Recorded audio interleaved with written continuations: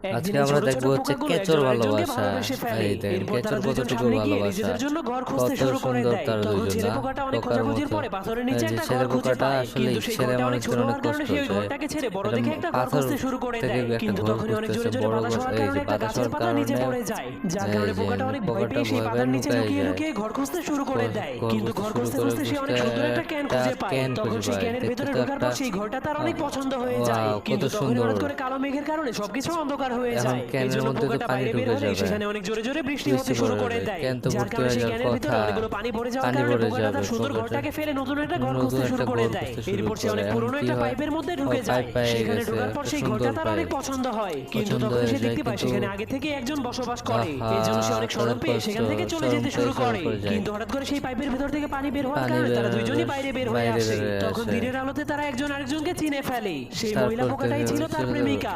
এরপর তারা কি জঙ্গলের